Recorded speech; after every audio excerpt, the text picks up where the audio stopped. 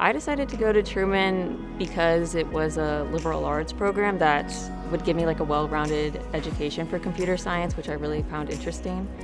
I liked that had the option to take a sociology minor, for example, where I wouldn't have had that at other schools. And I also like, how small of a campus it is and how I really get to know my professors. All of my professors know me by name. My name is Elena Pelaez. I'm a senior computer science major, and I'm originally from Kansas City, Missouri. I took a computer science class my junior year of high school, and I just instantly fell in love with it.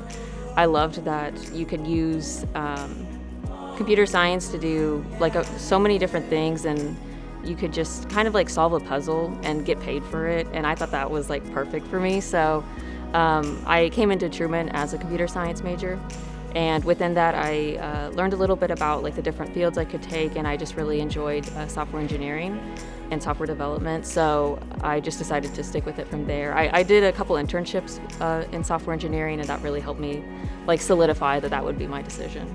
My principal financial group internship took place after my sophomore year. I applied in probably September of my sophomore year, and then my Amarin internship took place after my junior year, and I applied again in November or something of my junior year.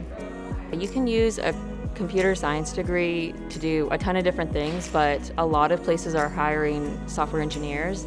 It's a field that's in huge demand, and so many companies, even an energy company and a financial group, they're really in need of software engineers to create websites or apps or something like that.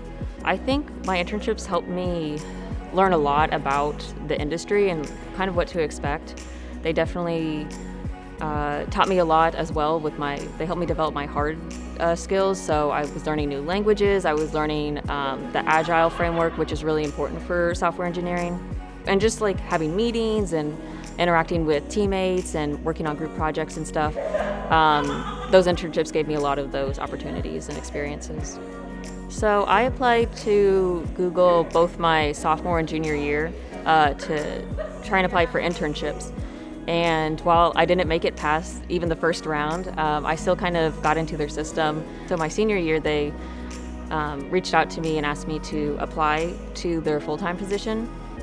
And so of course I did, and I was able to do the first round of interviews, and it was just a quick coding question. It wasn't too bad. And then the second round I got moved on to was 5 interviews in one day.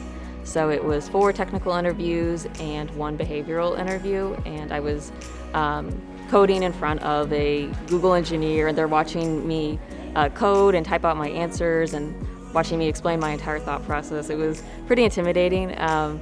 But yeah, and then about a month later, I got an offer from them. And I accepted. And I'll be a part of their early career immersion program, where I'll be getting training for about 2 months, and then I'll be moving through different teams within YouTube for about a year until I find a position that I like.